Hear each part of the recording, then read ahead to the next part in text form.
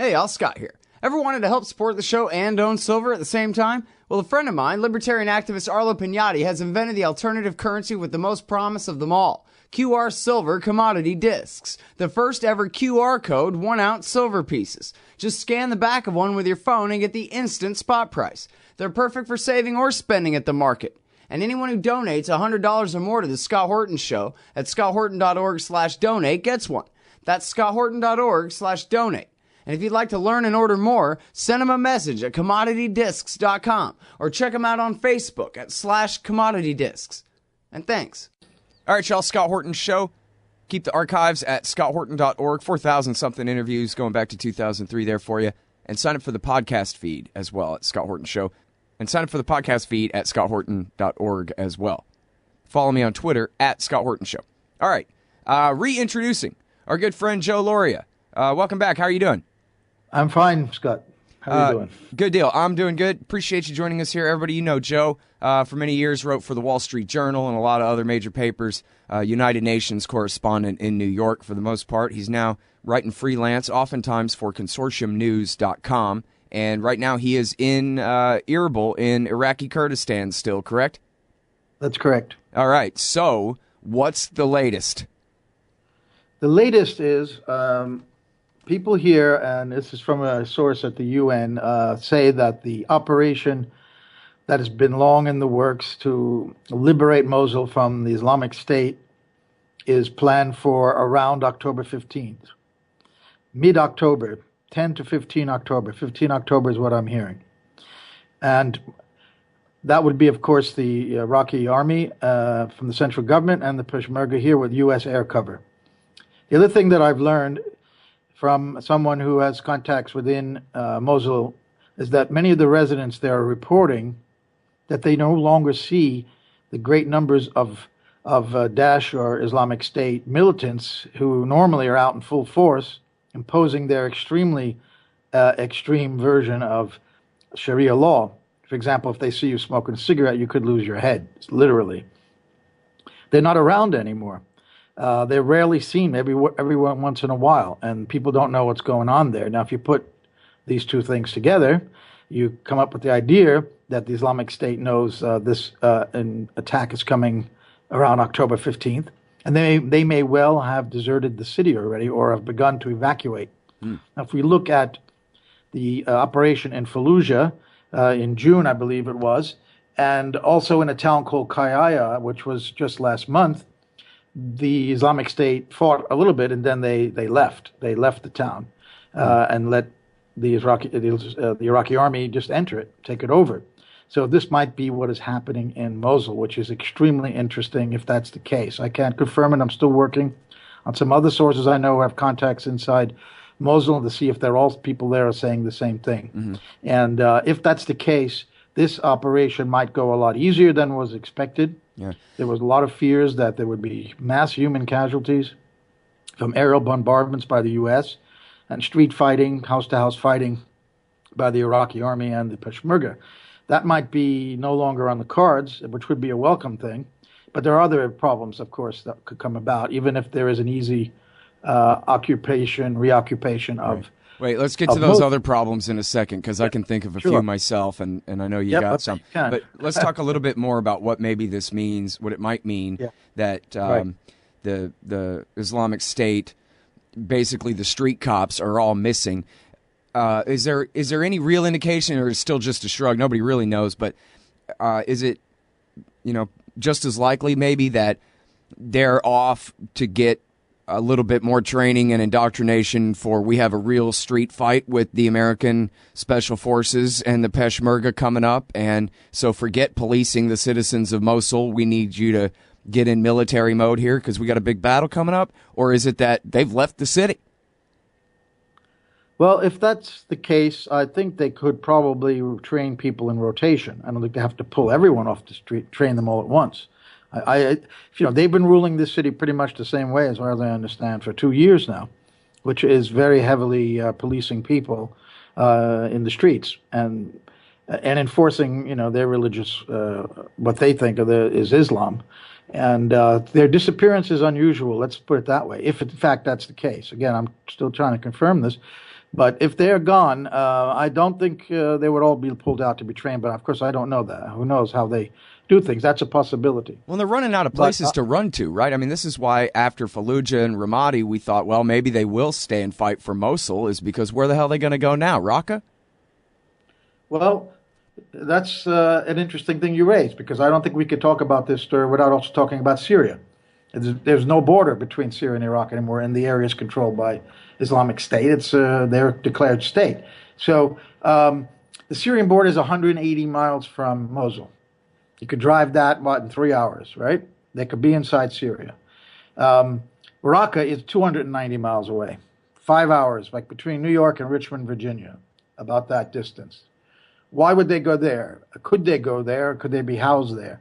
Well, if you look at what's going on in Syria right now, it has become even much more complex than this war has been, and much more dangerous right now. There have been a number of developments in the last week or so which have really changed the whole character of the war in Syria right now. And if you combine that with what I'm saying now about Mosul, you may come to the conclusion that that the U.S. is not unhappy with getting the Islamic State to go into Syria from Iraq.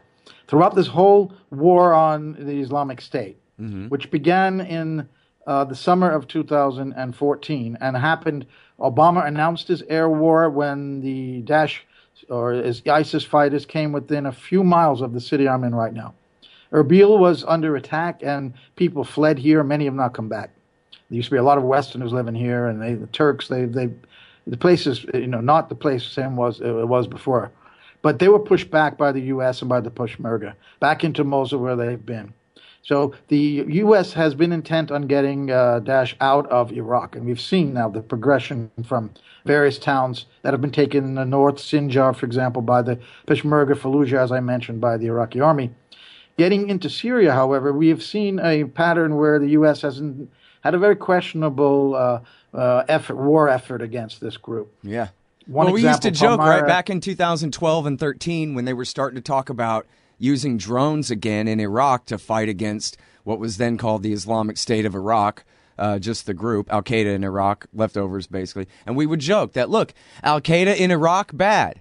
Al-Qaeda in Iraq and Syria, good. So let's just use the drones to chase them over the border into Syria where they can make themselves useful, serving the favored policies of Israel, Saudi, Turkey, and the Democrats. Exactly. That's what I think may be going on here. They may be leaving to go into Syria, where we've seen a huge change in what's happening on the ground there.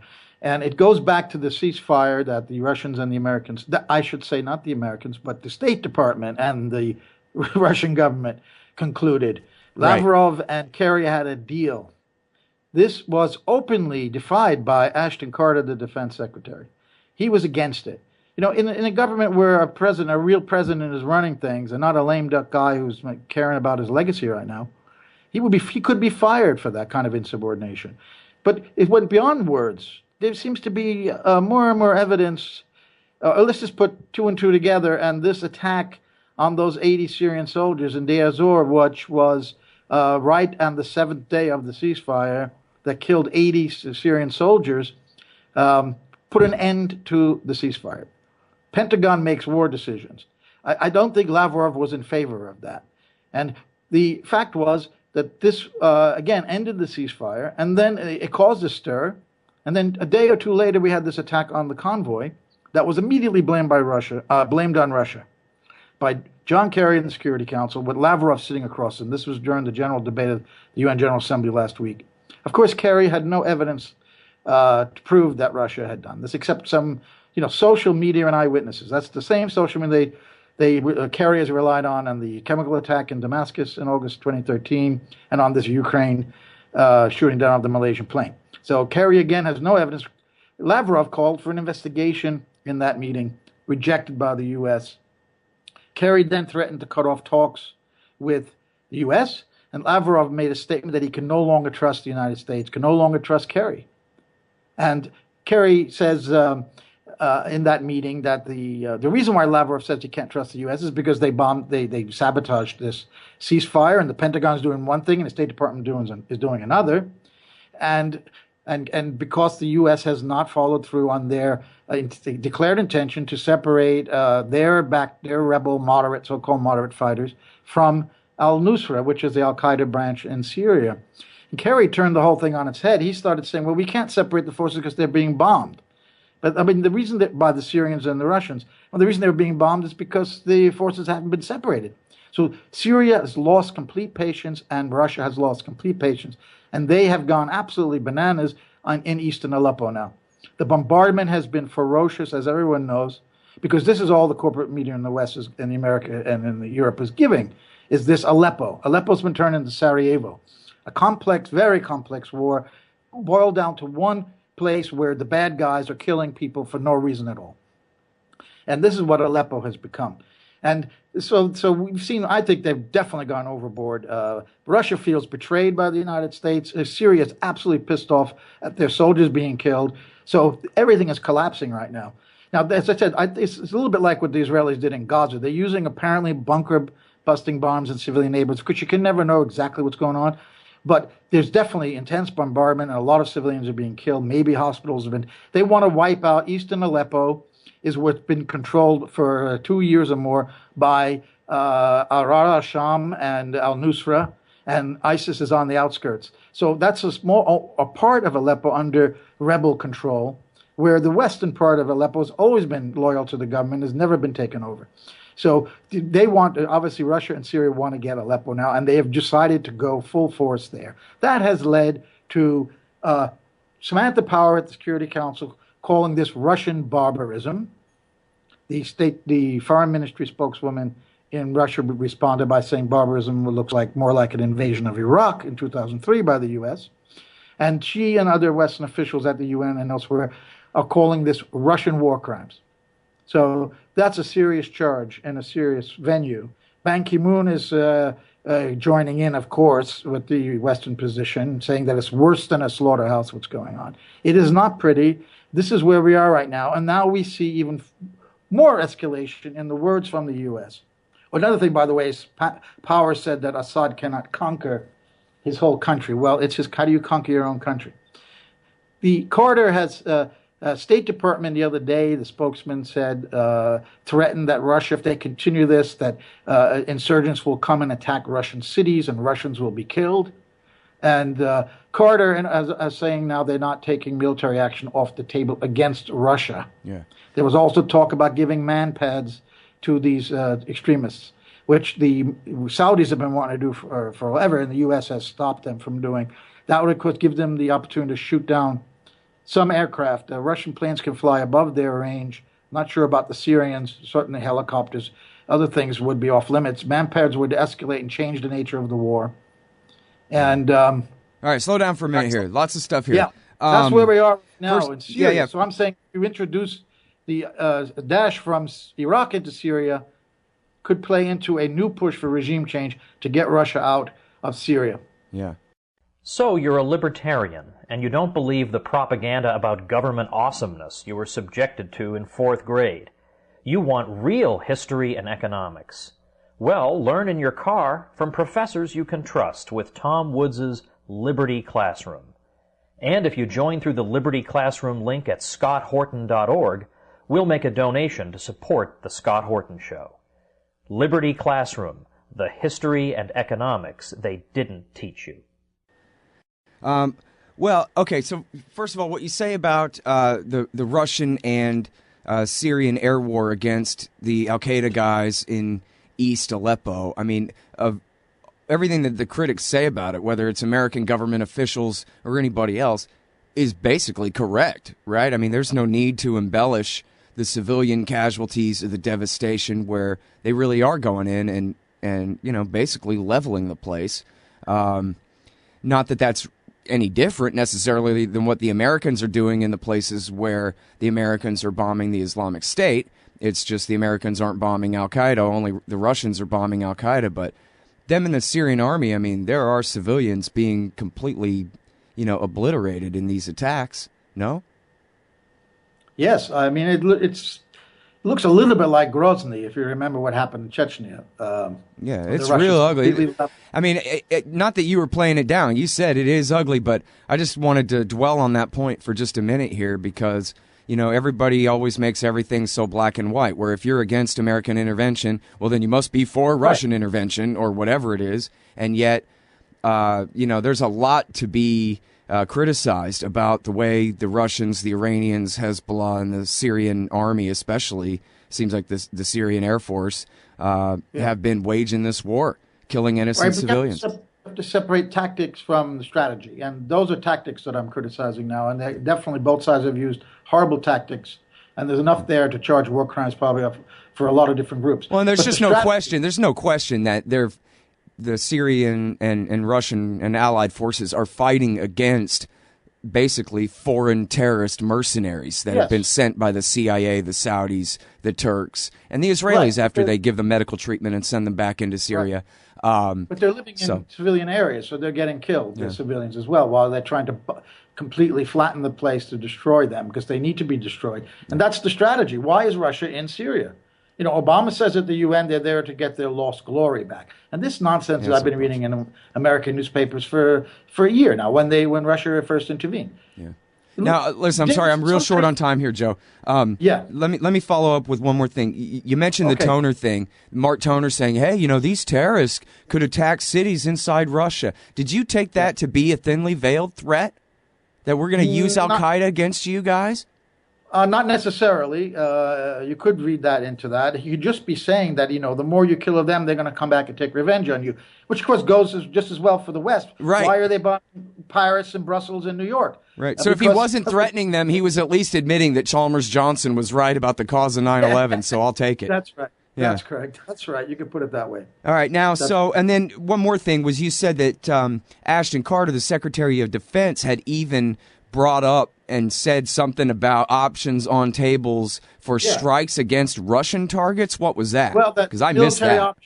Military option is not, not off the table. And he was talking about what? Russian planes over Syria? Yeah, but I don't think that he meant the U.S. directly attacking them. I'm talking about maybe these man pads, I'm not sure. He just spoke very vaguely about that, they have to stop Russia and the military option is not off the table. So these are just words right now, but it's getting really intense. Yeah. Well, Syria. The average American Joe, pardon the pun, might look at this and go, well, wait a minute. So the Russians are bombing Al-Qaeda and ISIS. And so, wait, what's our problem with them again? But the average American is not saying that because they don't get the other side of the story. They still think this is Syria 2011.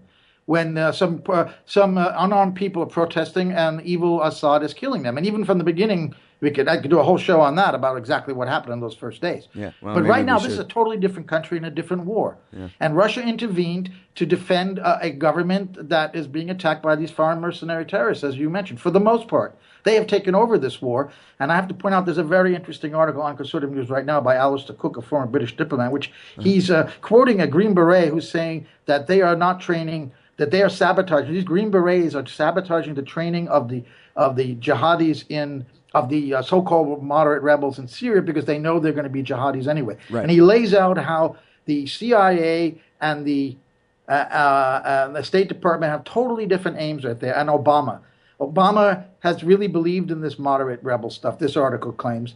And the CIA all along didn't care about fighting ISIS. They are working together with al-Nusra. This is Brennan's war, and Brennan is very close to the Saudis, as we know, who are, obviously behind al-Qaeda and have been for some time. So we got totally contradicted two U.S. policies in Syria, and the one that's taking precedence right now is the CIA and the Pentagon one, which is to ratchet up pressure against Russia and to maybe increase the armaments of these rebels, not to separate the fighters, and to accuse them of war crimes, say that the rebels are terrorists are going to come into Russia, Russians will be killed.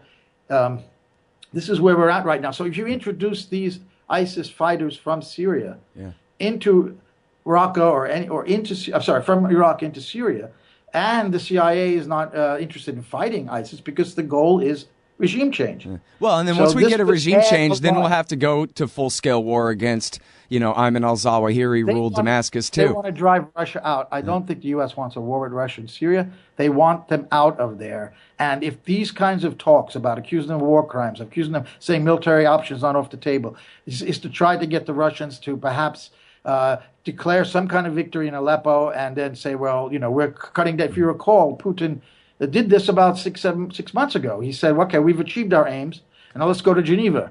So they maybe want to do that again and really pull out this time. Yeah. Well, and the Hawks aren't done, man. I was just watching some neocons the other day talking about, well, what we need to do is go to full-scale war against Syria, and then don't worry, the Russians' calculus will change once we do that, and they'll back down. They wouldn't dare. So let's just go ahead and escalate and not worry about what might happen, as according to the Washington Institute for Near East Policy, which, of course, is an adjunct of the American Israel Public Affairs Committee. Well, if there's any grown-ups in the room who want to avoid a nuclear war, it might be Russia, and they might back down. I mean, they want to defeat terrorism in Syria and defend Syria because these terrorists obviously are threatening Europe and threaten Russia.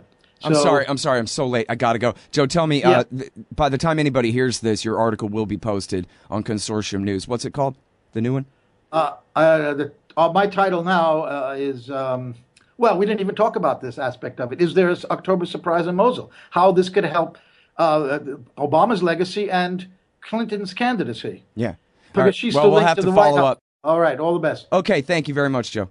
All right. That's Joe Lauria, everybody. Freelance journalist, UN Joe on Twitter. You can follow him there. Freelance journalist reporting for us today out of Erbil in Iraqi Kurdistan. Hey, you own a business? Maybe we should consider advertising on the show. See if we can make a little bit of money. My email address is scott@scotthorton.org. Hey, y'all, Scott here. First, I want to take a second to thank all the show's listeners, sponsors, and supporters for helping make the show what it is. I literally couldn't do it without you. And now I want to tell you about the newest way to help support the show. Whenever you shop at Amazon.com, stop by scotthorton.org first, and just click the Amazon logo on the right side of the page. That way, the show will get a kickback from Amazon's end of the sale. It won't cost you an extra cent. And it's not just books. Amazon.com sells just about everything in the world, except cars, I think. So whatever you need, they've got it. Just click the Amazon logo on the right side of the page at scotthorton.org or go to scotthorton.org/Amazon